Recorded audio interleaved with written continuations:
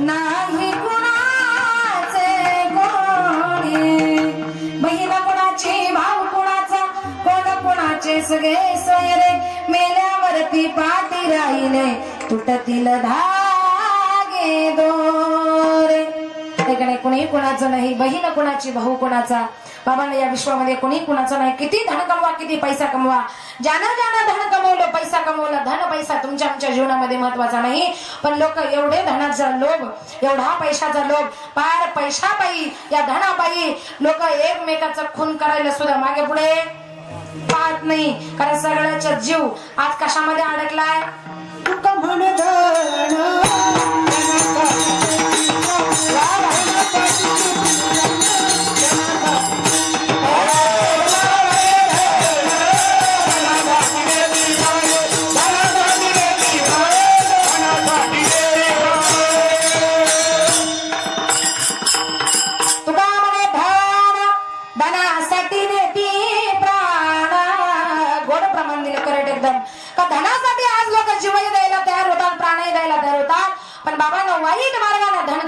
नका. तुमच्या आमच्याकडे कित्येक धन आहे, कित्येक पैसा आहे. तुम्हाला माहिती आहे सिकंदर राजानं सगळं जग जिंकलं होतं. थोडं थिडकं नाही, सगळं जग ज्या सिकंदर राजानं जिंकलं होतं, जग ज्यानं जिंकलं. आणि ज्या वेळेला सिकंदर राजा जग जिंकायला निघाला ना, तेव्हा त्याच्या ओठावर मिशी नव्हती. एवढ्या कोवळ्या वयामाने जग जिंकायला निघाला. आणि ज्या वेळेला जग जिंकून आला सिकंदर राजा, त्यावेळेला त्याची दाढी पांढरी झाली होती, मान हालायला लागली होती. काय झालं होतं, दाढी पांढरी झाली, मान हालायला लागली होती. सिकंदर राजाला कळालं का आता मी सगळं जग जिंकलं, पण आता मी 4-8 दिवसात मरणार. जेवढं काही जिंकलं ना, याचा मला काही उपभोग घेता येणार नाही. म्हणून सिकंदर राजानं सगळं सैन्य जमा केलं, सगळ्यांना बोलावून घेतलं, सगळे घरातले नातेवाईक पाहुणे रावळे सगळ्यांना सांगितलं, बघा मी हे सगळं जग जिंकलं, पण 8 दिवसात मी जाणार, मी मरणार, मी काही राहणार नाही. पण एक करा का मी मेल्यानंतर माझी अंत्ययात्रा अशी काढायची का माझे दोन्ही हात त्या डोलीच्या तिरडीच्या बाहेर उघडे करायचे, आणि एका बाजूने मी कमावलेलं माझी सगळी संपत्ती अशी माझी अंत्ययात्रा काढा, आणि एका बाजूने माझं सगळं सैन्य अशी माझी अंत्ययात्रा गल्लीतून काढा. आता राजा बाल हट्ट, श्री हट्ट, राज हट्ट, हे तीनही हट्ट अतिशय अवघड. त्यापैकी तो होता राजाचा हट्ट. ज्या वेळेला राजा गेला त्यावेळेला त्याची अंत्ययात्रा पण तशीच काढली. तर एका बाजूला सिकंदर राजाचं भलं मोठं सैन्य, आणि एका बाजूला सिकंदर राजानं कमवलेली संपत्ती, आणि सिकंदर राजाची अंत्ययात्रा निघाली. मग ज्या वेळेला त्या राजाची महिला मंडळ अंत्ययात्रा निघाली, आणि अंत्ययात्रा ज्या वेळेला निघाली, अंत्ययात्रा एका गल्लीतून चौकातून चाललेली होती, आणि समोरून एक गुरु आणि शिष्य येत होते. त्यात तो शिष्य म्हणतो गुरुला, का हो गुरु महाराज, हा राजा मेला, पण याची गमेन काही गेली नाही. मेला तरी एका हातानं म्हणतो एवढं मोठं माझं सैन्य, आणि दुसरा हात दुसऱ्या बाजूने उघडा केला. मेला तरी सांगतो का एवढी मोठी मी संपत्ती कमवली. त्यावेळेला गुरु म्हटले, ए बाबा, तुला काही त्याचा अर्थ कळाला नाही. गुरु शिष्याला म्हणतो, बाबा याचा एक हात सांगतो का ज्याच्यासाठी मी सगळं जग जिंकण्यासाठी ज्या सैन्याचा उपयोग केला, ज्या सैन्याच्या जीवावर मी जग जिंकलं, ते सैन्य मला मरते समय वाचू शकलं नाही. आणि दुसरा हात या ठिकाणी सांगतो का एवढा मोठा धन कमवला, पैसा कमवला, पण मी मेल्यानंतर तो मला वाचू शकला. सांगा ते गवारी,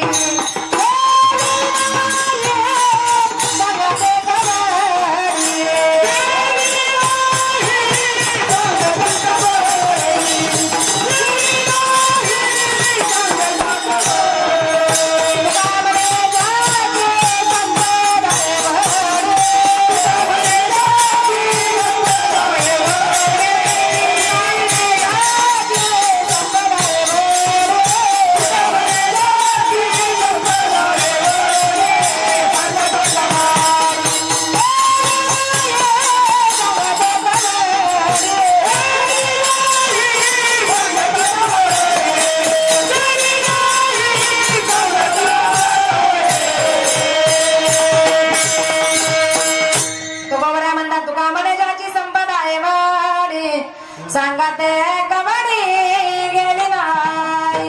एवढा मोठा सिकंदर राजा ज्यानं जग जिंकलं, त्याला सुद्धा रिकाम्या हाताने जावं लागलं. मग तुम्ही आम्ही किती घेऊन जाणार. तरी आपल्याला धनाचे पैसे का माझे पैसे कुठं ठेवून कुठं नको त्याची मला दाम दुप्पट करी भेटेल आहे का नाही. इतका लोकांना लोभ लागला पैशाच्या पायी लोक वेडे झाले. एका गावात एक साधू महाराज आले आणि मंदिरामध्ये बसले. लोकांना सांगू लागले मला जो 1 लाख देईल त्याला मी 2 लाख देणार, जो मला 2 लाख देईल त्याला मी 4 लाख देणार आणि जो मला 4 लाख देईल त्याला मी 8 लाख देणार. दाम दुप्पट. लोकांची पर झुंबड उडाली का महाराज पैसे डबल करून देणार. महाराज त्या गावात फिरायचे सगळ्याकडून पैसे घेतले का महाराज पसरवायचे आहे का नाही. सांगायचा मुद्दा एक आहे, ज्या धनाच्या आपण दुपटीच्या मागे लागतो ना ते आपल्या जवळून जाईल पण त्याची डबलीची अपेक्षा जीवनामध्ये काही करू नका. एका इंजिनियरनं महाराजांना घरी आणलं. इंजिनियर होता, डोक्यानं तेज होता, त्यालाही लोभ होता पैशाचा का माझे पैसे डबल झाले पाहिजे. महाराज 4 लाखाचे 8 लाख करतात, 2 लाखाचे 4 लाख करतात. म्हणून बायकोला सांगितलं ग असे महाराज आहे त्यांना मी घरी घेऊन येतो बरं का जेवायला. आता ती बायको होती कट्टर वारकऱ्याची मुलगी होती.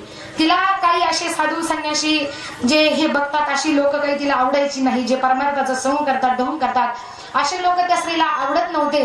कारण ती कट्टर वारकऱ्याची मुलगी होती, पांडुरंगाचं भजन करणारी, गळ्यात तुळशीची माळ. आणि हा इंजिनियर त्या साधूबाबांना घेऊन आल्यानंतर तिनं सुंदर असं जेवण बनवलं.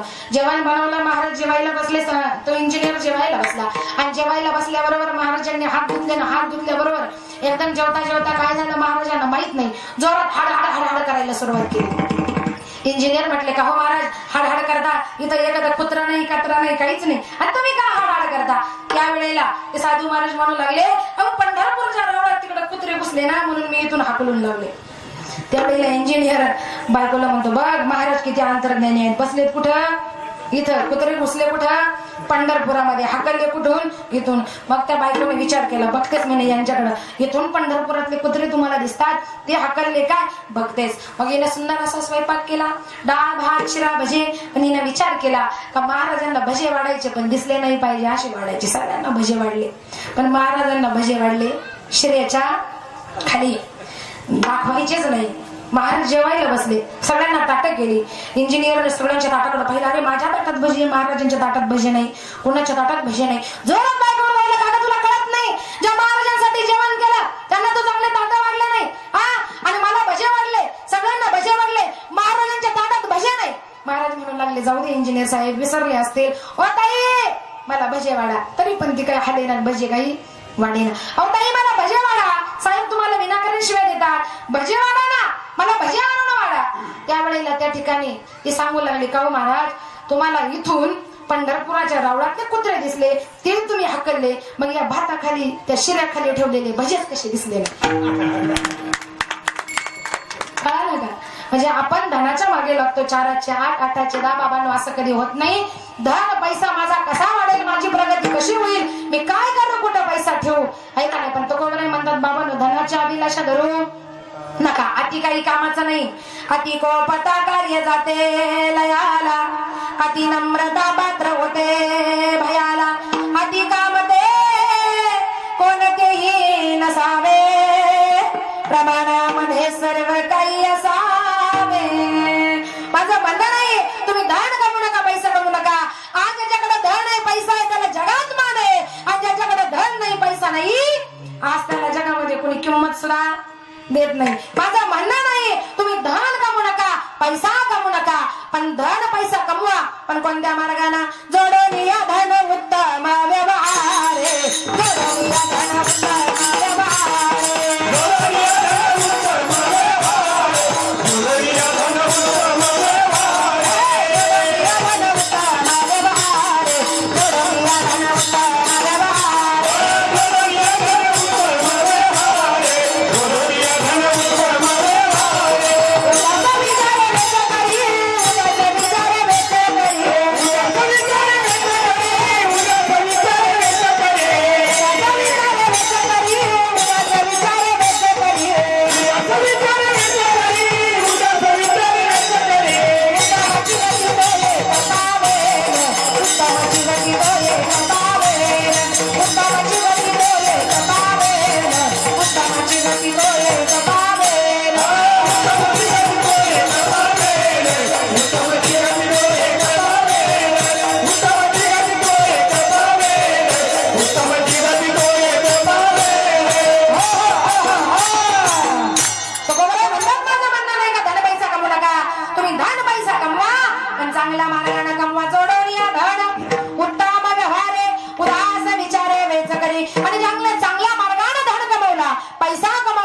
कालात कोबरा म्हणतात उत्तमची गती तो एक पावेल उत्तम भोगिला जीवा खाणे.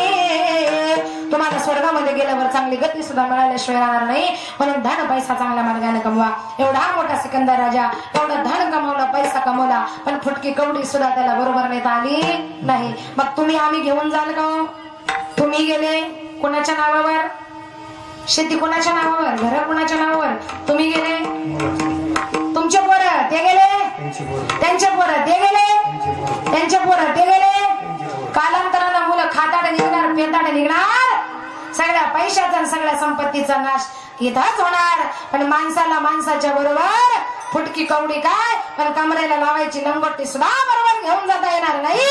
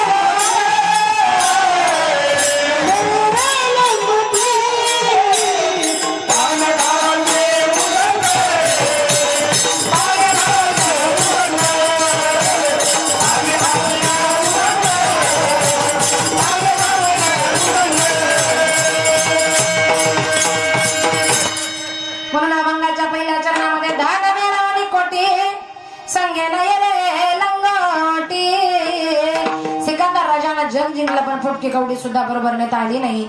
रावणाची लंका नगरी तुम्हाला माहिती कशी होती? सोन्याची होती. सोन्याची कोटी घर, काशाची कोटी घर, तांब्याची 7 कोटी घर सोन्याची होती. एवढी मोठी रावणाची लंका नगरी होती, आहे का नाही? कोटी घरे काशाची, कोटी घरे तांब्याची, 7 कोटी घर सोन्याची होती. आहे का आपलं एखाद्याचं घर काशाचं? सोन्याचं मरू द्या, आहे का काशाचं कोणाचं? आहे का तांब्याचं कोणाचं? रावणाची लंका नगरी सोन्याची होती. का किती अभिमान होतो आपल्याला. रावणाची लंका नगरी सोन्याची होती.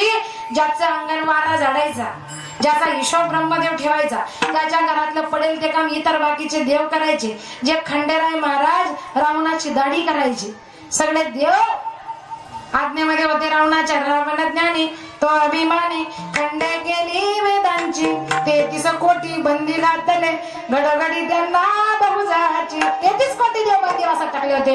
एवढा मोठा रावण, ज्याचा अंगण वारा झाडायचा, हिशोब ब्रह्मदेव ठेवायचा. आपल्या जर एका बायकोने ऐकलं नाही तर आपण दुसरी बायको नाही. अरे प्रमाणे दिसतात. आपल्या जर एका बायकोने ऐकलं नाही तर आपण दुसरी बायको करतो. दुसरी नाही ऐकल्यावर तिसरी नाही का? नाही करत का? तिसरी नाही ऐकल्यावर चौथी एकच भेटत नाही का? आता अवघड झालं. पण जुन्या काळाचा सांगते मी. तिसरी नाही ऐकल्यावर चौथी करतो, चौथी नाही ऐकल्यावर 5वी करतो. पण 5च्या वर कोणी बायका करू शकत नाही आणि कोणाची करायची सुद्धा हिंमत. पण आता माझ्या प्रश्नाचं उत्तर द्या. एकट्या रावणाला बायका किती होत्या? किती? खाली बसलेले माहिती का? रावणाला बायका किती होत्या? किती? 8,000 फक्त? 8 नव्हत्या? हा किती? 80,000 बरोबर सांगितलं महाराजांनी. किती बायका होत्या रावणाला? एक आपल्यासारखी 1-2 नाही. रावणाला बायका किती होत्या?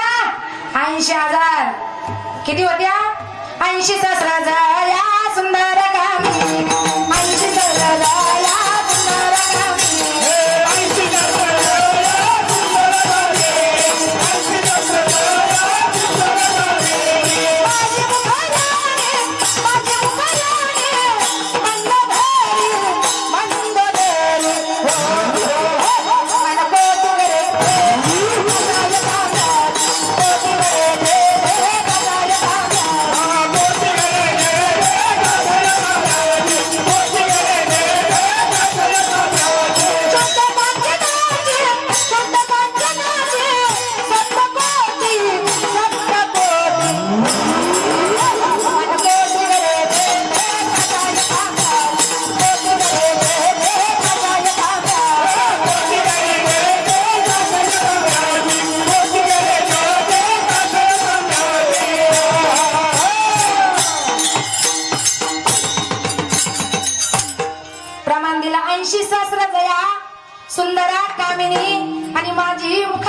मंदोदरी किती बायका होत्या रावणाला?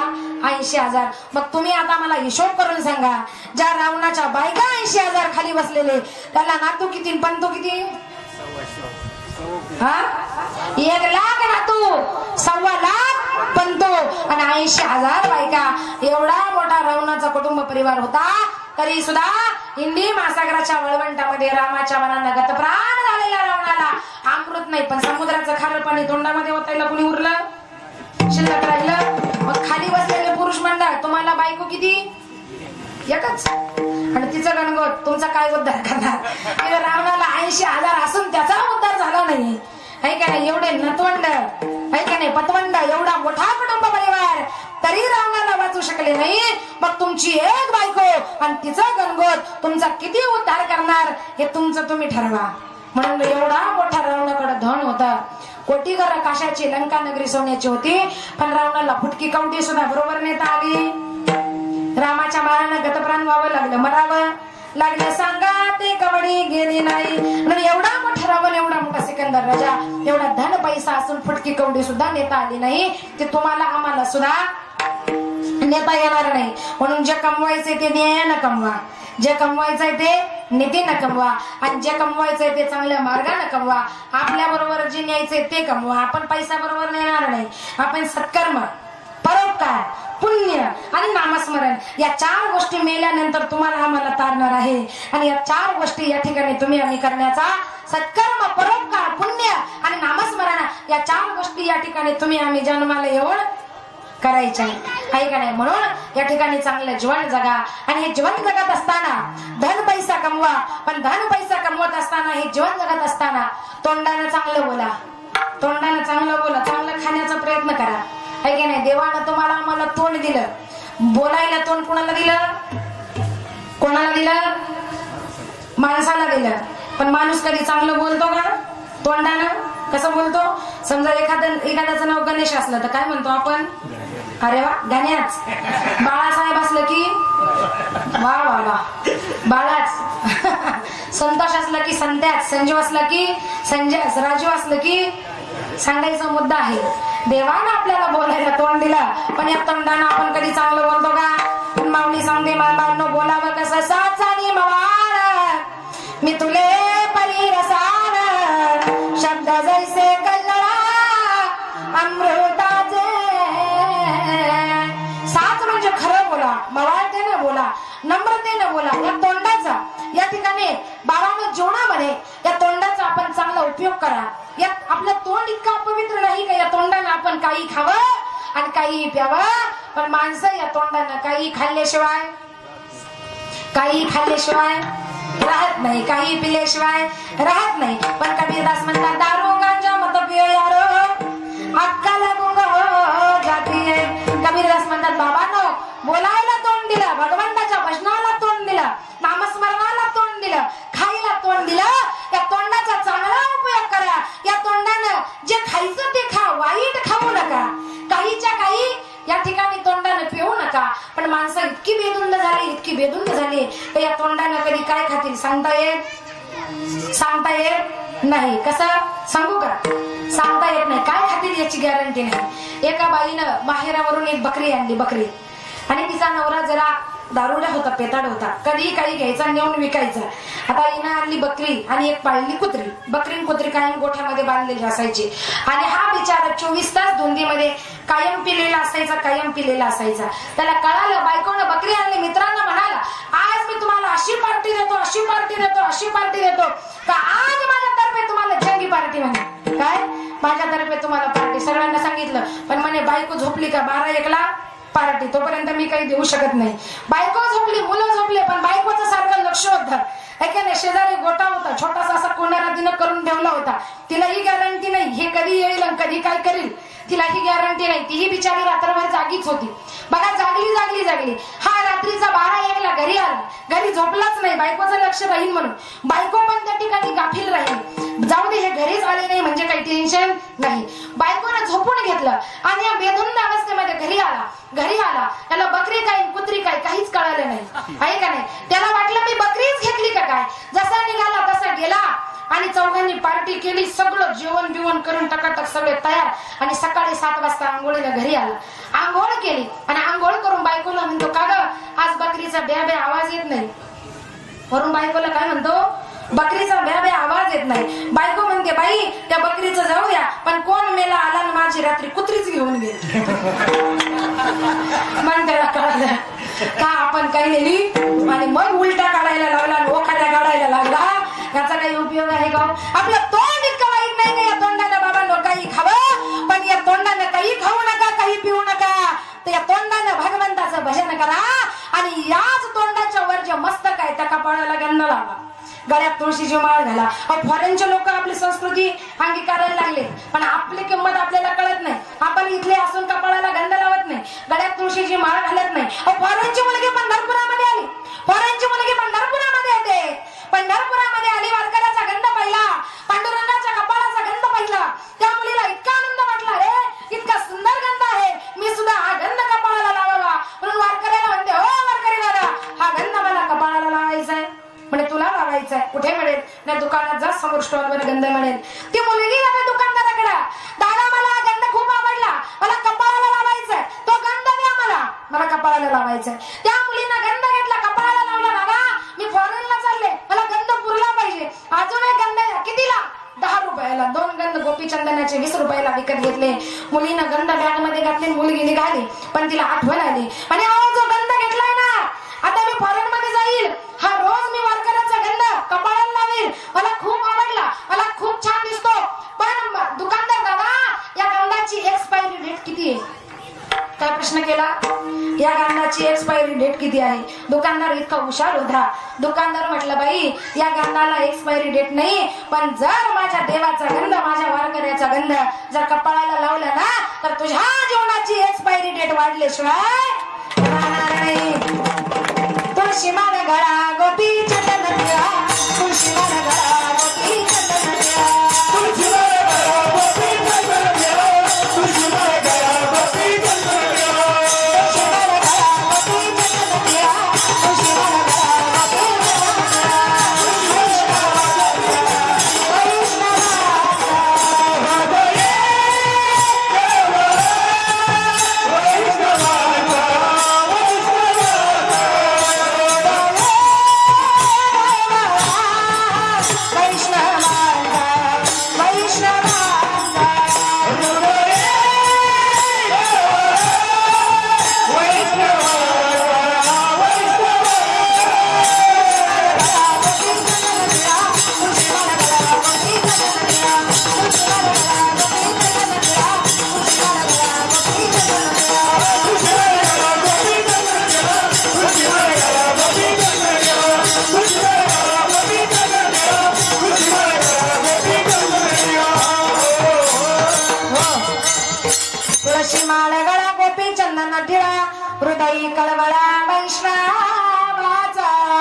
सांगायचं एक मुद्दा आहे का दुसऱ्या देशातले लोक आपली संस्कृती अंगीकारायला लागले, पण आपण इथले असून सुद्धा या ठिकाणी गळ्यात तुळशीची माळ घालत नाही. म्हणून बाबांनो गळ्यात तुळशीची माळ घाला आणि तोंडानं चांगलं बोला. आणि जर तुम्ही तोंडानं चांगले बोलले नाही, या तोंडानं भगवंताचं भजन केलं नाही, नामस्मरण जर केलं नाही, आता तोंडानं काही खा, काही प्या, किती पानं का, किती लाल लाल तोंड करा, कुठेही थुका, पण ज्या वेळेला तुमची आमची जायची वेळ येते ना, त्यावेळेला तुमच्या आमच्या समोर आणि आपल्या समोर आहे की नाही, आपल्या शेजारी दुधाचा काय पण पाण्याचा थेंब टाकायला सुद्धा मरते समय कुणी हजर नसतं. तुम्हाला आम्हाला सुगलं तोंडानंच मरावं लागतं. हे महाराजा भंगाच्या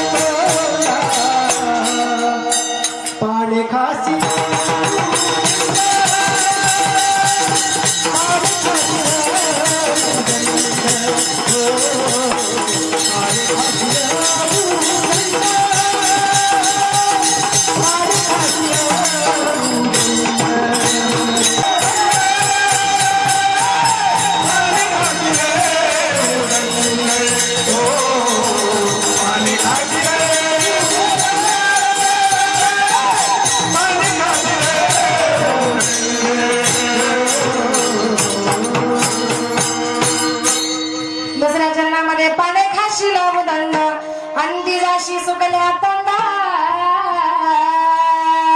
काही खा काही त्या तोंडाला किती पाण्याचा घोटा येतो का पण मरते समय तुमच्या आमच्या तोंडामध्ये पाण्याचा काय दुधाचा घोटाही टाकायला कोणी हजर नसता अंती जाशी सुकल्या तोंडानं तुम्हाला आम्हाला मरायचं आहे याचं जाण ठेवून याचं भान ठेवून जीवनामध्ये बाबांनो प्रत्येकानं जगा प्रत्येकानं वागा आणि म्हातारपण येण्याच्या जीवनामध्ये काय वा सावध व्हा मी तुम्हाला सावध करते सावध होय बापा काळ लागला मापा प्रपंच पडू नको बहु बुडत से पापा सावध होय बापा काळ लागला मापा खाली बसलेले मी तुम्हाला सांगते बाबांनो सावध व्हा म्हातारपणी प्रपंच करायचा किती चिकट आहे बघा ना मागचे नाही सुद्धा म्हणत नाही हा म्हातारपणी प्रपंच करायचा नाही सुद्धा म्हणत नाही बघा नाही पण खरं सांगते म्हातारपणी प्रपंच करायचा नाही म्हातारपणी परमार्थ साधायचा लेकाच्या सुनाच्या ताब्यात द्यायचं आणि म्हातारपणी पटकन मोकळं व्हायचं ऐका नाही आणि जर तुम्ही म्हातारपणी प्रपंच केला ना तर तुकोबऱ्या म्हणतात प्रपंच पडू नको बघू बुडत असे पापा तुम्ही पापान पुराल्याशिवाय राहणार नाही कुठून आला हेही माहित नाही कुठे जायचं हेही माहित नाही पण पैसे कमवायचा आटापिटा तेवढा लागलेला असतो आलास कोठोनी या जाशी पोळ्या रे ठाया गरणार नाही तुझे अवघी लटकीच माया सावध होय बाबा काळ लागला बाबा मी तर काही नाही बाबांनो म्हणून म्हातारपण येण्याच्या आत तुम्ही आम्ही जीवनामध्ये काय व्हा सावध व्हा तुम्हाला पाहिजे सुख आणि तुम्हाला सुख मिळायचे सांगा बरं सुख तुम्ही कोणाच्या मागे लागता पैसेवाल्याच्या का पैसेवाल्याच्या पाहुण्याच्या जर मागे लागलं उद्या 5-50,000 1,000 लाख लागले उद्या शब्द टाकला तर तो आपल्याला लगेच देईल पण लक्षात घ्या जो पैसेवाला असतो ना तो त्याच्या जीवाला खात नाही तुम्हाला काय मदत करील तो चिकट आहे तो तुम्हाला सुख देणार नाही मग तुम्हाला सुख देणारा कुठे बसलाय जंबोया दीपा माझी एका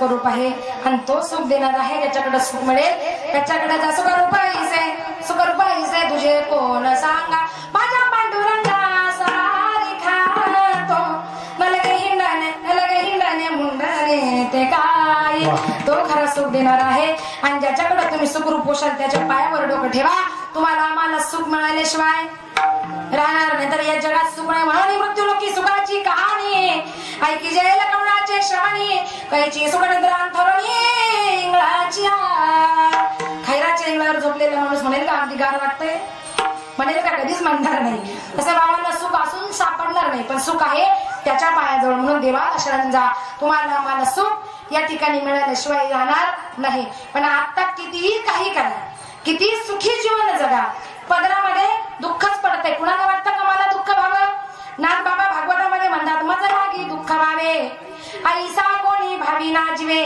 नवांचिताई दुःख पावे येणे न स्वभावे स्वतंत्रता मला दुःख व्हावं असं कोणाला वाटत नाही पण काही काही लोक असे तुम्हाला आम्हाला दुःख होतं का जीवनात दान नाही जीवनात धर्म नाही पण जीवनामध्ये दान करा धर्म करा पण आताचे लोक काही दान करत नाही धर्म करत नाही पहिल्या काळी का कोण यायचे दारावर कोण यायचा?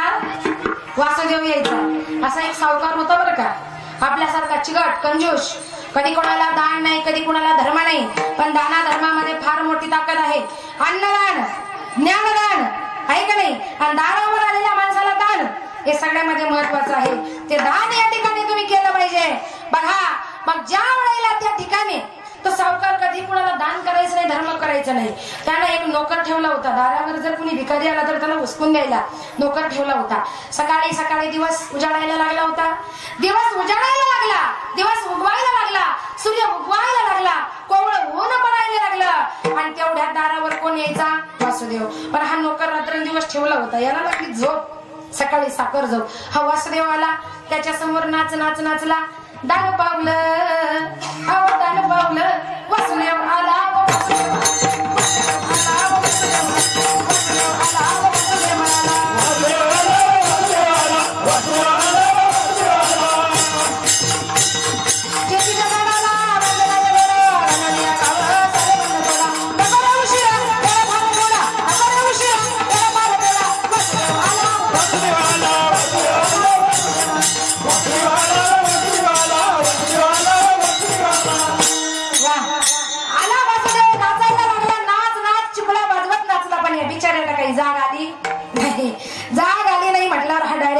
गेला, आतमध्ये गेला. सावकार आतमध्ये होता, मला राग आला. या वासुदेवाला आत कुणी बोलवलं?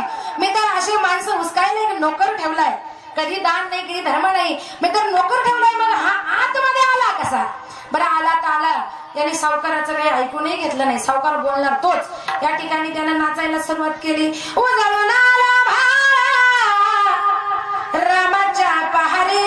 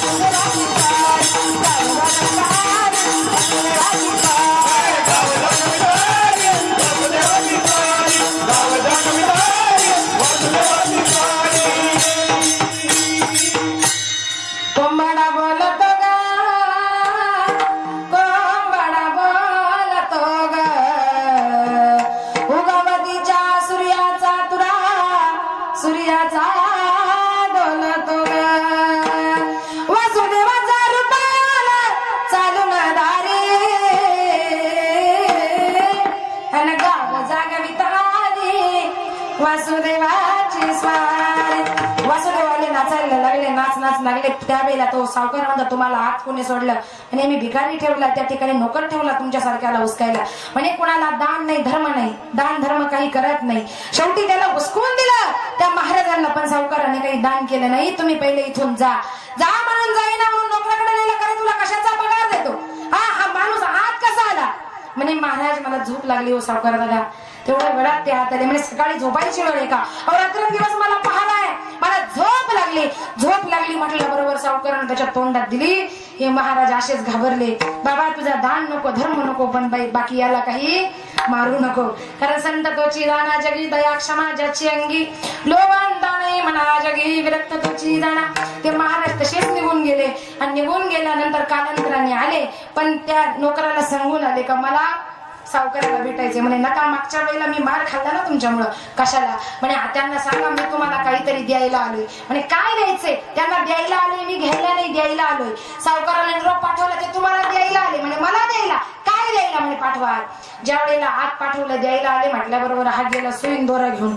बरं महाराज इतके हुशार, सुई दिली, दोरा दिला, इथून गेलो स्वर्गात. तुमचे वडील भेटले, ते म्हटले माझा मुलगा फार कंजूस आहे, चिकट आहे, माझे कपडे फाटले, त्याला म्हणावं सुई घेईन, दोरा घेईन, स्वर्गात येईल. कुठं? तुम्हाला स्वर्गात बोलावले. त्याने विचार केला, सुई दोरा घेऊन मी स्वर्गात जायचं? हो. म्हणे मी सुई दोरा स्वर्गात घेऊन जायला मला आधी काय करावं लागेल? मरावं लागेल. मेल्यावर मी खाली येईल का? मग त्यावेळेला तो महाराज म्हणू लागले, का रे सावकारा, हा सुई दोरा घेऊन जायला तुला मरणाची भीती वाटते, तुला जळावं लागेल, तू परत खाली येणार नाही. मग साधा हा सुई दोरा घेऊन तू स्वर्गात जाऊ शकत नाही, इथं कुणाला दान करत नाही, धर्म करत नाही, हे सगळं कमवलंय, हे सगळं तू बरोबर घेऊन जाणार का? प्रश्न केला. त्यावेळेला सावकार म्हटले, खरंय महाराज, का मी जे कमवलं हे बरोबर घेऊन जाऊ शकत नाही. साधू संतांचा ज्या दिवशी उपदेश झाला त्या दिवसापासून त्यानं दान धर्म करायला सुरुवात केली. कारण कधी कधी ज्या वेळेला संत तुमच्या आमच्या जीवनात येतात ना, त्यावेळेला तुमच्या आमच्या जीवनाचं काय होतं? सोनं होतं. म्हणजे आपल्या जीवनाचा उद्धार झाल्याशिवाय राहत नाही. म्हणून धन कमवा, पैसा कमवा, चांगल्या मार्गाने कमवा, दान द्या. कारण धनाची शुद्धी दानानं होते आणि मनाची शुद्धी ज्ञानानं होते. तुम्हाला मन शुद्ध करायचं असेल तर ज्ञान मिळवा, आणि तुम्हाला जर धन शुद्ध करायचं असेल तर दान करा. कारण दानानं तुमच्या धनाची शुद्धी झाल्याशिवाय राहणार नाही. म्हणून आता कितीही मोठा बंगला बांधा, कितीही काही करा, कितीही उंच बेडवर झोपा, कितीही एसीची रूम बनवा, पण ज्या वेळेला तुमची आमची जायची वेळ येते तेव्हा तुमच्या आमच्या समोर कुणीच नाही. पण किती शेणाची किळस केली, शेणानं पाय भरू दिला नाही, पण ज्या वेळेला तुमच्या आमची जायची वेळ येते ना, तेव्हा शेणाच्या गोवऱ्याच्या संगतीमध्ये मरावं लागेल. ही महाराज अभंगाच्या तिसऱ्याच्या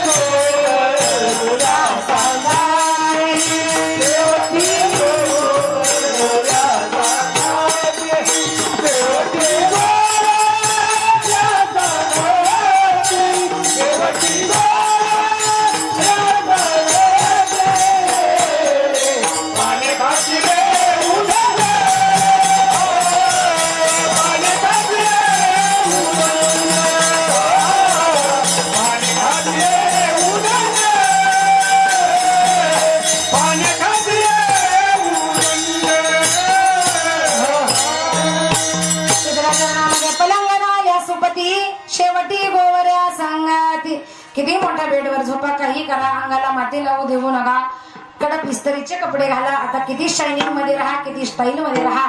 ज्या वेळेला महिला मंडळ पुरुष मंडळ तुमची आमची जायची वेळ येईल तेव्हा शेणाच्या गोवऱ्या आणि गोवऱ्याच्या संगतीमध्ये तुम्हाला आम्हाला मरावं लागेल. याचं जाण ठेवून, याचं भान ठेवून प्रत्येकानं वागा आणि या ठिकाणी चांगले जीवन जगा, चांगले मुलं या ठिकाणी जन्माला घाला. माझ्या शिवाजी राजांनी किती धन कमवलं, किती पैसा कमवला. वयाच्या 16व्या वर्षी हिंदवी स्वराज्याची ज्या राजाने स्थापना करावी, आहे का नाही.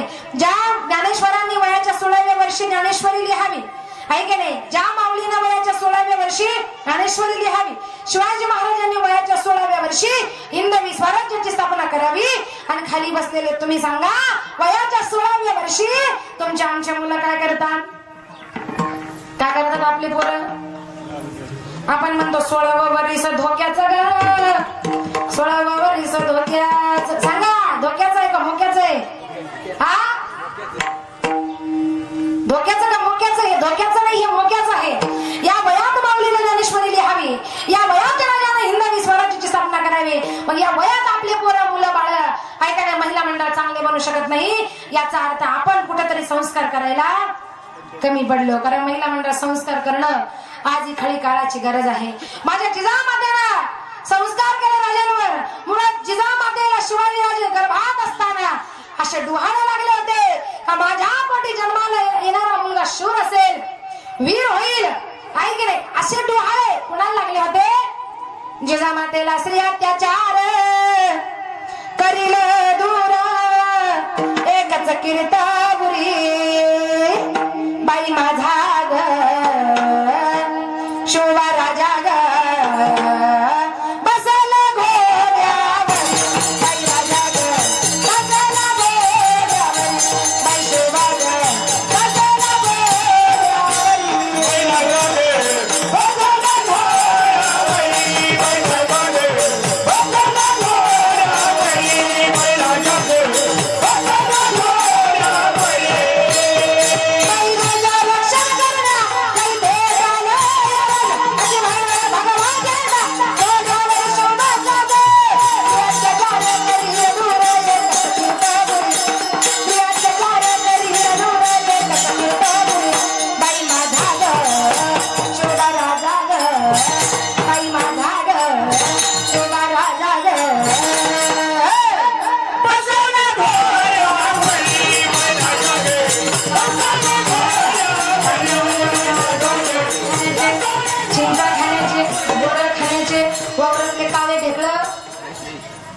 मिसरी लावण्याचे. मग तुम्हाला डोहाळे जर माती खाण्याचे, चिंता खाण्याचे, बोर खाण्याचे, वावरातले काळे ढेकळं खाण्याचे लागले, तुमचे पोरं कसे होतील? मालिका पाहण्याचे लागले, पिक्चर पाहण्याचे लागले तर तुमचे पोरं सुद्धा कसे होतील? पिक्चर सारखे. म्हणून तुमचे मुलं हिरोज झाले, आहे का नाही? हा फरक आहे डोहाळ्याचा. म्हणून महिला मंडळ तुम्हाला आम्हाला डोहाळे कसे लागले पाहिजे? बाई पहिल्या ग मासी उभी होते मी अंगणात डाव्या कुशीला रंगणात ग जो बाळा जो रे जो सत्याचं कीर्तन असलं का महिलांना उपदेश करता येतो. पण माझं श्राद्धाचं आहे तरी मी थोडस महिला मंडळाला एक प्रबोधन करण्याचा प्रयत्न करते.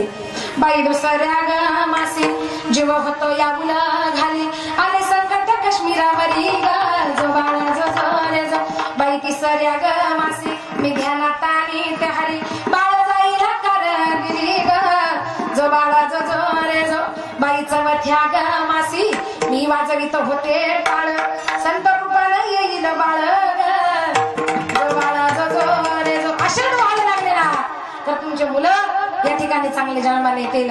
तर महिला मंडळ तुम्हाला डोहाळे चांगले लागले तर मुलं चांगले जन्माला येतील. माझ्या राजाला जिजामातेला डोहाळे लागले, परिणामी माझ्या राजानं हिंदवी स्वराज्याची स्थापना केली. असा मुलगा जन्माला आला का ज्यानं वयाच्या 16व्या वर्षी हिंदवी स्वराज्याची काय करावी? हो शिवनेरी वर शोभ जन्मला शिवनेरी वर शोभ जन्मला साऱ्या राजांचा अधिपती साऱ्या राजांचा अधिपती दैवत छत्रपती नाम दैवत छत्रपती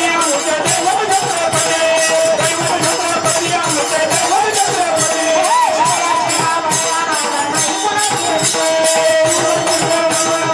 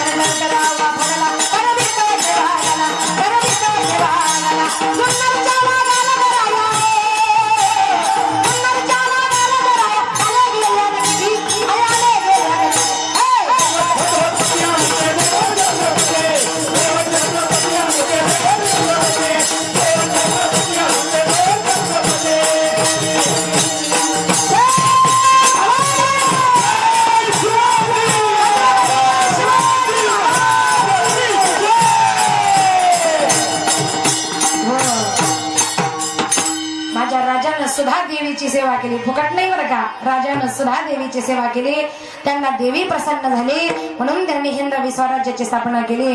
म्हणून आज आपण शिवाजी महाराजांचं नाव अभिमानानं घेतो, पण त्यांनी देवीची सेवा केली. तुम्ही सुद्धा देवीची देवाची सेवा करा, त्याशिवाय तुम्हाला ते शक्य होणार नाही. कारण मने वाचा करणी जयांची भजने देवाची आवाहनी, ते शरीर जाती क्षणी देवाची झाले. म्हणून चांगलं या ठिकाणी जीवन जगा. माझे राजे नव्हते कलम नव्हता कायदा, नव्हते कलम नव्हता कायदा तरी सुखी होती प्रजा.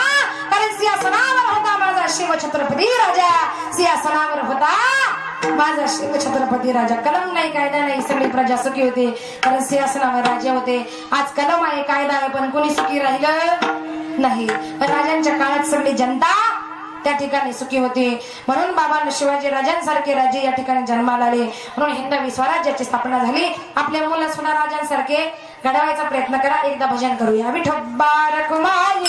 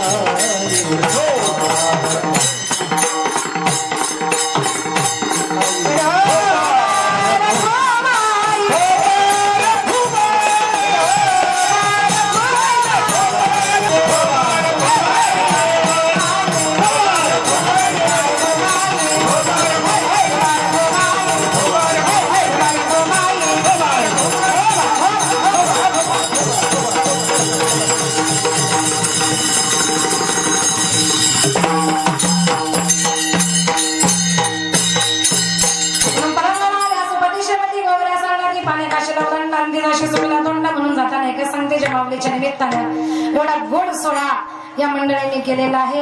या मेहंद्रे परिवारानं आईच्या निमित्तानं आहे की नाही. आज एवढं मोठं श्राद्ध घातलं, एवढं मोठं पिंडदान, एवढं मोठं अन्नदान, एवढं मोठं ज्ञानदान. या ठिकाणी आपण पिंडदान करतो, अन्नदान करतो, ज्ञानदान करतो, पण केव्हा भुके नाही अन्न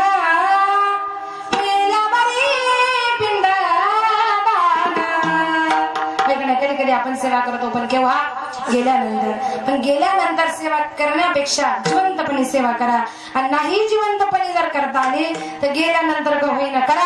म्हणजे जाताना एकच सांगते, श्राद्ध करा. ज्या मुलांनी आपल्या आईचं श्राद्ध घातले, आज त्यांनी श्राद्ध केलं, पिंडदान झालं, ब्राह्मण बोलावून केलं, अन्नदान कीर्तन संपल्यावर होईल, आणि ज्ञानदान चालू आहे का नाही. आणि जर प्रत्येक मुलांना आपल्या आई बापाचं श्राद्ध केलंच पाहिजे, कारण त्या आई वडिलांच्या इच्छा पूर्ण होतात. स्वर्गात गेलेले आई वडील वरून वाट बघतात का माझ्या कुळात असा एखादा मुलगा केव्हा जन्माला येईल, का माझ्या नावानं तो श्राद्ध करेल. मग एकदा का श्राद्ध केलं तुम्ही तुमच्या आई वडिलांचं, तर तुम्हाला आम्हाला आशीर्वाद आहे. तुका म्हणे पितृ आशीर्वाद देती कल्याण इच्छिती तया कुळा. आणि नाही केलं तर पाहता ती वाट स्वर्गीचे पूर्वज. आणि स्वामी जगात काही भिकारी आहे, विसरा सर्वांना, परंतु आई वडिलांना विसरू नका. आई वडिलांनी अमृत पाजले, त्यांना विष पाजू नका. कोटी रुपये कमवत असाल, परंतु आई वडिलांपेक्षा जास्त नाही. जसे कराल तसे माराल, हा न्याय तुम्ही विसरू नका. धनानं बाई व नाही सगळं काही मिळेल, परंतु आई वडील कधीच मिळणार नाही. सासू सासरे दीर ननंद भाऊजया यांचे हृदय जिंकून पतीच्या हृदयाची जी खरी सेवा करते ना, तीच खरी स्वामिनी म्हणजे पत्नी होय. म्हणून सर्वांना विसरा, आई बापाला विसरू नका. आता ऐका, ज्या माऊलीनं 9 महिने 9 दिवस तुम्हाला तिच्या गर्भामध्ये वागवलं, तर आदाचा पाळणा केला, पुढे प्रमाण जपली, ती माऊली कधी म्हटली का बाळा तुझं ना माझं जमत नाही, तुझं ना माझं पटत नाही, तू माझं ऐकत नाही, तू माझ्या बरोबर बोलत नाही, तू मला खर्चायला 1 रुपया देत नाही, तू माझ्यापासून वेगळा राहतो ना राजा, तू माझ्या बरोबर बोलत नाही ना राजा. मग आत्ताच्या आत्ता माझ्या 9 महिने 9 दिवसाचं भाडं दे.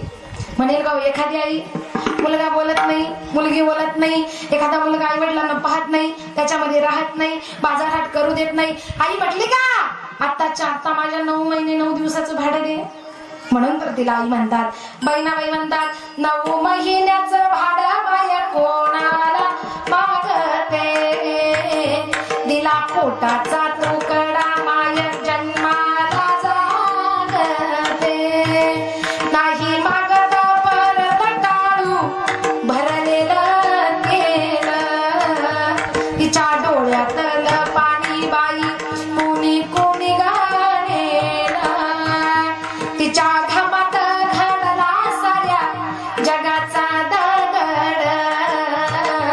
तिच्या विना ग भाकर लागे वातड वातड आंधळ्याला विचारावं कशी असते रे आई अनाथाला विचारावं कशी असते रे आई कुणालाही विचारावं आई म्हणजे काय 9 महिने 9 दिवस गर्भामध्ये वागवते जोपर्यंत बाळ आईच्या पोटात आहे 9 महिने 9 दिवस आई जेवढे श्वास घेते ना त्यातले निम्मे श्वास बाळाला देते म्हणून ते बाळ त्या गर्भामध्ये जिवंत आहे त्यावेळेला बाळ जन्मात येतं त्यावेळेला आईचा आणि बाळाचा नाळ बघा जोडलेला असतो बाळ रडलं नाही घरातल्या माणसाला टेन्शन येतं बाळ रडलं पाहिजे कारण का जोपर्यंत बाळ रडत नाही बाहेर येऊन तोपर्यंत ते बाळ आईच्या श्वासावर जगतं आणि ज्या वेळेला बाळ जर रडलं नाही तर बाळाला छोटीशी थप्पड मारतात आणि ज्या वेळेला बाळ रडायला सुरुवात करतं ना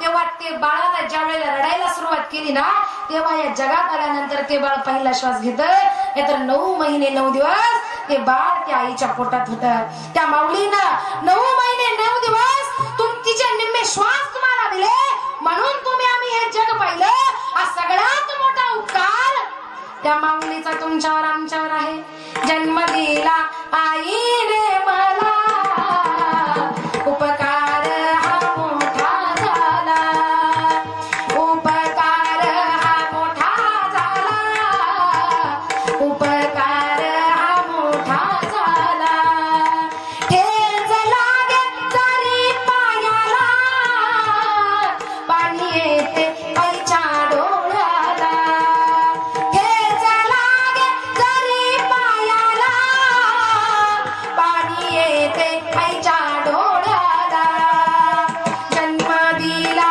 आईने मला उपकार हा मोठा झाला त्यांनी आपल्याला जन्माला घातलं हा सगळ्यात मोठा उपकार आहे काही मुलं म्हणतात आई बाबा तुम्ही आमच्यासाठी काय केलं तुम्हाला काय जमलं तुम्ही आमच्यासाठी काय केलं शेजारच्याला फ्लॅट घेतला तुम्हाला घेता आला नाही त्यानं बंगला बांधला तुम्हाला घेता आला नाही बाबा आई तुम्ही आमच्यासाठी काय केलं मी सरळ मुलांना तुम्हाला सांगून जाईल का तुम्हाला तुमच्या आई बाबाला फिरून बोलण्याचा अधिकार नाही त्या माऊलीनं 9 महिने 9 दिवस तिच्या गर्भामध्ये वागवलं तुम्हाला जन्माला घातलं ज्या बाबांना पोट धरून चालायला शिकवलं म्हणून तुम्ही आम्ही हे जग पाहिलं त्यांना जाब विचारण्याचा अधिकार तुम्हाला आम्हाला नाही जन्माला घातला सगळ्यात मोठा उपकार आहे किती लाखाचा बंगला बांधायचा किती कोटीचा बंगला बांधायचा हे तुमचं तुम्ही या ठिकाणी ठरवा त्या आई बापाला फिरून बोलण्याचा तुम्हाला आम्हाला कधीच अधिकार नाही म्हणून महिला मंडळ जोपर्यंत आई बाप आहे तोपर्यंत सेवा करा एकदा का आई गेली दुसऱ्या बाईला किती आई म्हणून हाक मारा आपल्या आईची सर दुसऱ्या बाईला गेली आई आई करीते आई कोणीच होईना माझ्या आईची घसर शेजे मारीला येईना आई आई करीते आई साखरीचा खडा तोंडात घालते गोड झाल्या दात दाडा आई आई करीते आई सुखाचा सागर तिच्या कर्तृत्वाचा वृक्ष बहरला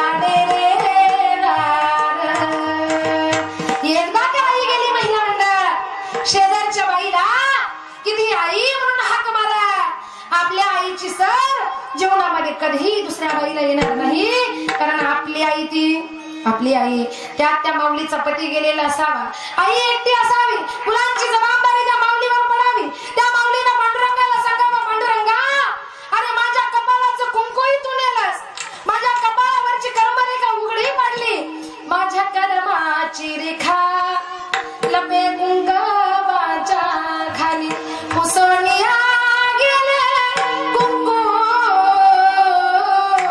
रेखा उघडी पडली माझ्या कर्माची रेखा लपे कुंकवाच्या खाली माझ्या कुंकवाच्या खाली माझी कर्मरेखा लपून बसली होती आज माझे पती गेले माझ्या कुंकवावरची कर्मरेखा उघडी पडली त्या माऊलीचा पती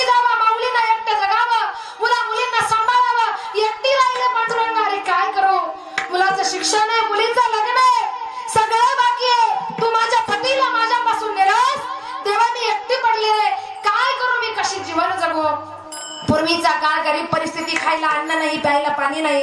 त्या माऊलीनं रोज राजीनं जावं. एका माऊलीवर हा प्रसंग ओढवावा. ती माऊली कामाला जायची. तिला जवळजवळ 3 मुलं, 3 मुली 2 मुलं होते. ती माऊली पांडुरंगाला सांगायची, पांडुरंग काही नको रे मला, फक्त माझ्या मुलांच्या पोटाला भेटलं पाहिजे एवढंच मी करेल, मला कुणाचा पैसा नको, अडका नको. ती माऊली रोज एकाच्या वावरात कामाला जायची, काम धंदा करायची. त्या माऊलीला सांगायची माझ्या मुलांना खायला काही नाही हो, माझे पती गेले हो, मला काम धंदाही मिळत नाही, मी तुमच्याकडे येते, मला पैसा नको, माझ्या पोरांना भूक लागली, मूठभर तांदूळ द्या भाताला. कधी पीठ मागायची, कधी तांदूळ मागायची. एक दिवस तांदूळ घेऊन आली, तांदूळाचा भात केला, 5ही मुलं बसवले, भाताचे 5 वाटे केले, 5ही मुलांना भात वाढला. त्या माऊलीने स्वतःसाठी एक शीत सुद्धा ठेवलं नव्हतं. एक शीत सुद्धा बगुल्यामध्ये ठेवलं नाही, पातेल्यामध्ये ठेवलं नाही. मुलं जेवायला बसावी, मुलांनी पोट भरून भात खावा. भात खाल्ल्यानंतर मुलं म्हणतात, आई अगं रोज आम्हाला भात खाऊ घालते, कधी भाकरी मिळत नाही, आई भात खाण्याचा कंटाळा आलाय ग, उद्या आम्हाला भात नको आई, उद्या मला भाकरी हवी आहे. आई तशीच उपाशी पोटी झोपली. आई म्हणते बाळांनो प्रयत्न करते. ती माऊली तशीच उपाशी झोपली. भाताचं एक शीत माऊलीला ठेवलं नाही. रात्रभर पोटामध्ये अन्नाचं कण नाही. त्या आईला झोप आली असेल का हो? या कुशीवरून त्या कुशीवर, त्या कुशीवरून त्या कुशीवर ती माऊली अशीच जागी राहिली. सकाळी लवकर उठली. मुलांना सकाळी शाळा आहे. 7ला मुलं उठले, आंघोळ केली. 8ला शाळेत गेले, माऊलीने आंघोळ केली. 8 वाजता एकाच्या वावरात गेली. 12:30ला शाळा सुटेल, 1ला माझे मुलं घरी येतील, 11, 11:30, 12 वाजेपर्यंत काम करील आणि 12 वाजता घरी आले का 1 तासात पोरांना स्वयंपाक करेल. माऊली वावरात कामाला गेली, काम धंदा सुरू केला. त्या माऊलीला सांगितलं माझे मुलं भाताला फार कंटाळले, माझे पती गेले, मी एकटी कमवणारी आहे, मला पैसा नको, मला फक्त 5 भाकरी होतील एवढं बाजरीचं पीठ द्या. त्या माऊलीनं काम करावं, 12ला तिथून निघावं, बाजरीचं 5 भाकरी होतील एवढं पीठ घ्यावं, भाजीला काहीतरी घ्यावं. त्या माऊलीनं घरी यावं, 5 भाकरी कराव्या, भाजी करावी. 12:45 वाजला, आईनं अंघोळ केली, दारात मुलांची वाट पाहत बसले. मुलं आले, लांबून दप्तर फेकली. आई अगं फार भूक लागली, काही खायला आहे का आई? अगं फार भूक लागली ग, पोटामध्ये कावळे ओरडताय. आईनं सांगावं बाळांनो कपडे बदला, हातपाय धुवा, जेवून घ्या, मी तुम्हाला आज भाकरी केल्या, जेवायला वाढते. मुलांनी आनंदाने उड्या मारल्या, आज आम्हाला आईनं भाकरी केली. पण आई कपडे बदलायला सांगू नको ग, 1 वाजलाय, रात्री नुसता भात खाल्लाय ग, फार भूक लागली. कपडे बदलत नाही, नका बदलू, अरे हात धुवून जेवायला बसा. मुलांनी हात धुवावे, जेवायला बसावं. 5ही मुलं पंक्तीला बसावे. माऊलीनं 5 ताटं करावे. छोट्या छोट्या 5 भाकरी आहेत. 5 मुलांना 5 भाकरी वाढल्या, सगळी भाजी वाढली. 5ही पोरं जेवायला बसले. 5ही मुलं जेवायला बसले. टोपल्यातही काही नाही, भाजीच्या टोपातही काही नाही. आईनं स्वतःसाठी एक घास सुद्धा बाजूला ठेवला नव्हता. तिला आई म्हणतात. 5ही मुलं जेवायला बसले, मुलांना जेवायला सुरुवात केली. मोठ्या मुलाला लक्षामध्ये आलं, का ग आई तू कालही भात केला, 5 ताटं केली, आम्हाला वाढले, स्वतःसाठी एक घासही ठेवला नाही. आजही तू 5च भाकरी केल्यास, भाजी केलीस, सगळी आम्हाला वाढली, तू तुझ्यासाठी एक घासही ठेवला नाही. का गाई तुला भूक लागत नाही का ग? तुला आम्ही कधी जेवताना पाहिलं नाही का गाई? तू कधी जेवतच नाही का ग? तुला कधी भूकच लागत नाही का ग?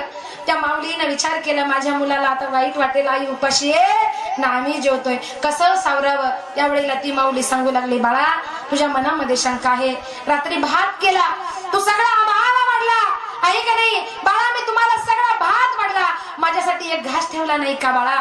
रात्री मला भूक नव्हती आणि आता मी 5 भाकरी केल्या आणि भाजी केली, सगळे तुम्हाला वाढले का बाळा? आज मला उपवास आहे, आज माझा उपवास आहे, म्हणून तुम्हाला सगळी भाकरीनं भाजी वाढली. त्या आईला उपवास नव्हता, त्या माऊलीनं उपवास धरला होता.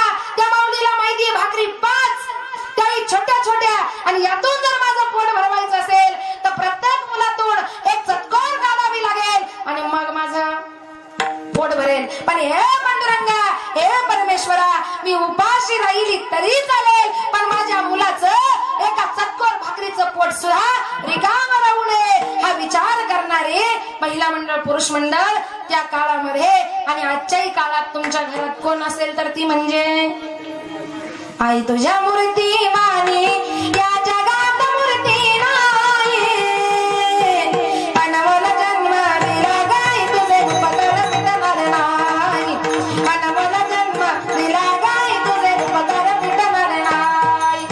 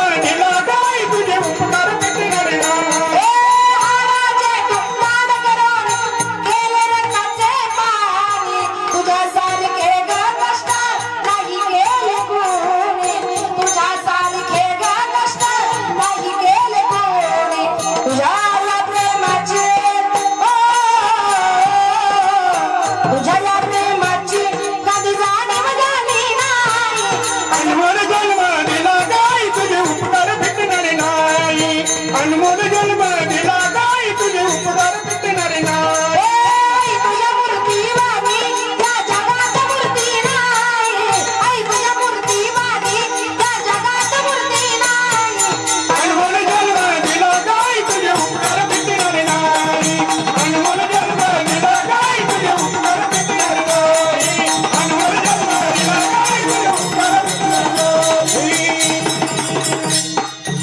आई तुझ्या मूर्तीवाणी या जगात मूर्ती नाही अनमोल जन्म दिला गाई तुझे उपकार भेटणार नाही म्हणून बाबांनो कधी कधी प्रश्न असा निर्माण होतो एका आईला 5-5 मुलं त्या 5 मुलांचे 5 बंगले पण एक आई बाप 5 काय 10-10 12-12 पोरं सांभाळतात पण कधी कधी 10-10 12-12 पोरांना एक आई बाप सांभाळता येत नाही हे सगळ्यात मोठं दुर्भाग्य आहे कधी कधी एका आई बापाला 5-5 7-7 मुलं त्यांचे 7-7 बंगले पण 7-7 बंगल्यामध्ये कधी कधी एका आईला आणि एका बापाला जागा नाही हे सगळ्यात मोठं दुर्भाग्य आहे सांगायचा मुद्दा एक आहे का एक आई बाप किती मुलं मुली सांभाळतात पण कधी कधी मुलांना मुलींना आपले एक आई बाप सांभाळता येत नाही हे सगळ्यात मोठं दुर्भाग्य आहे म्हणून जीवनामध्ये आईची सेवा करा या मुलांनी मुलींनी या माऊलीची सेवा केली या माऊलीचं या ठिकाणी श्राद्ध घातलं आता जाताना एकच सांगते ही माऊली इतक्या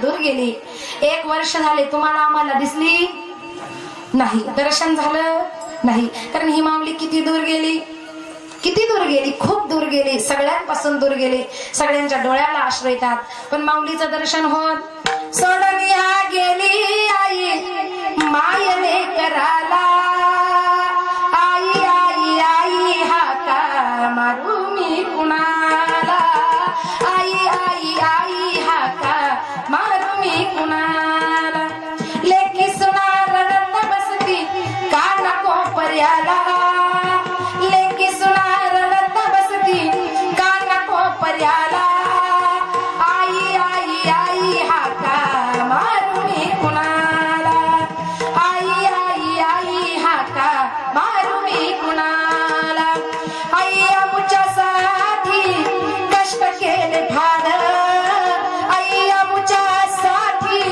कष्ट केले फार सोडले लेकी सुना रडत बसती का नको पर्याला लेकी सुना रडत बसती का नको पर्याला आई आई आई हाका मारू मी कुणाला आई आई आई याने घेत जावे घेता घेता एक दिवस देणाऱ्याचे हातच घ्यावे म्हणजे माझ्या तोडून सांगायचा मुद्दा आहे मी तुम्हाला ज्ञानदान करण्याचा प्रयत्न केला आणि एवढा वेळ तुम्ही या ठिकाणी शांत चित्तानं कीर्तन रूपी सेवा बसून ऐकली कैलासवासी अभई विश्वनाथ मेहत्रे या माऊलीला जाऊन 1 वर्ष झालं किती दूर गेली ही माऊली खूप दूर परत दिसणार नाही कधी भेटणार नाही एकच आदरांजली शेवटची गेली दुरी दिगंतरा पुन्हा येणे नाही घरी विजला नंदा दीप कशी जाऊ मी मंदिरी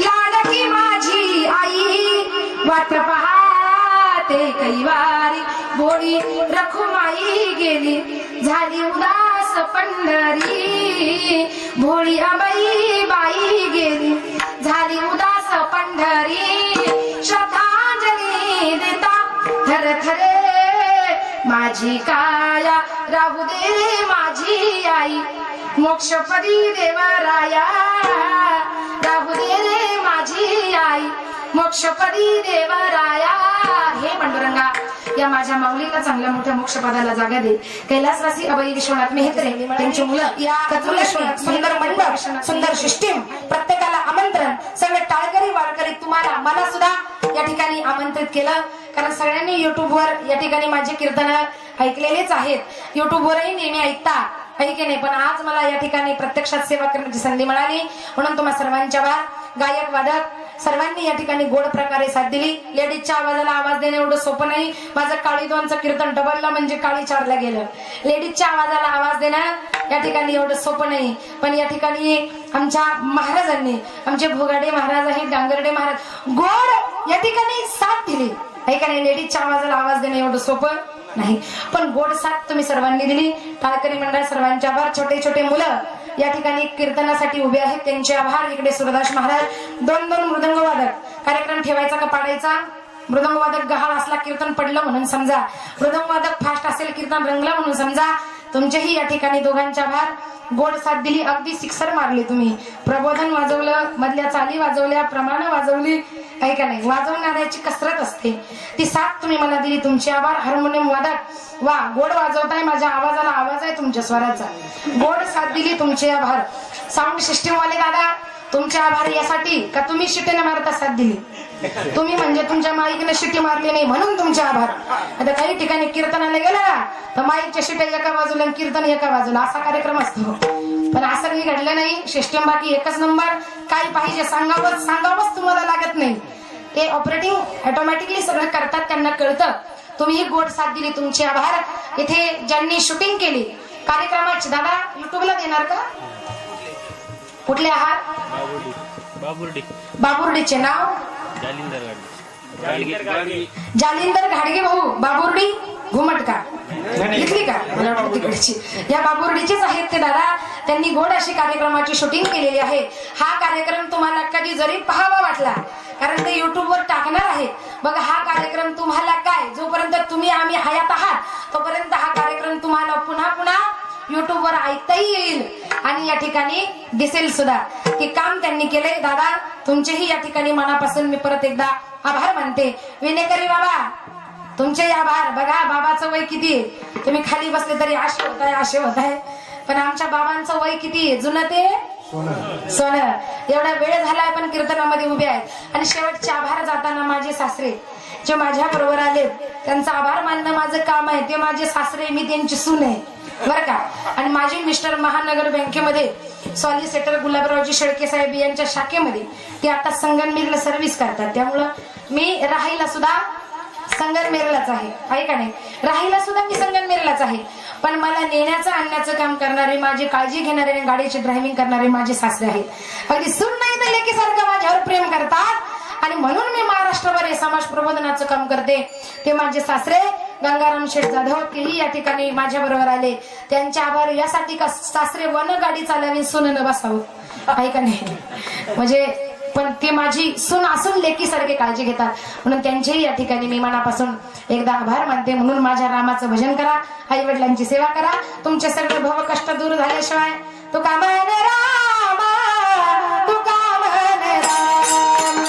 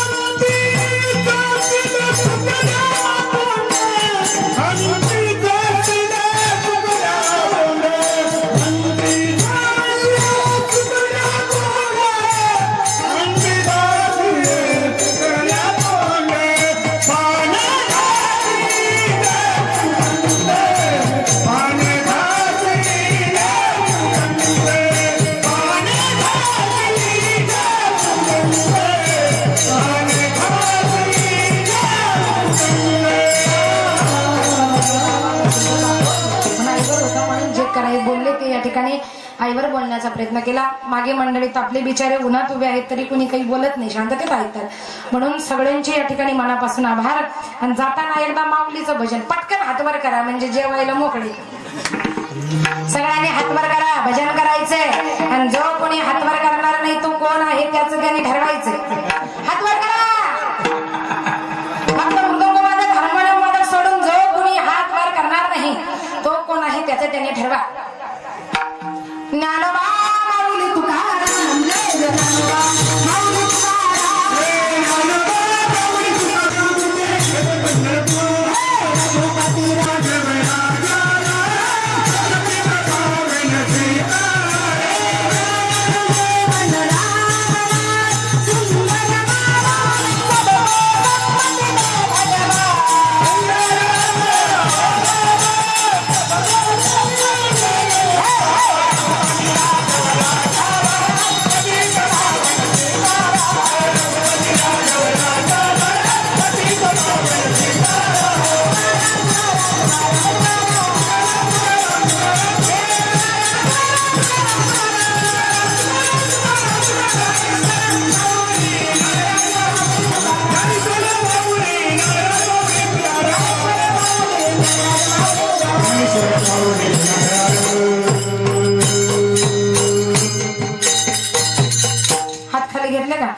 सांगायची गरज नाही. झालेली सेवा पांडुरंगाच्या चरणी अर्पण करून सेवेला पूर्णविराम. जय विठ्ठल, जय जय विठ्ठल.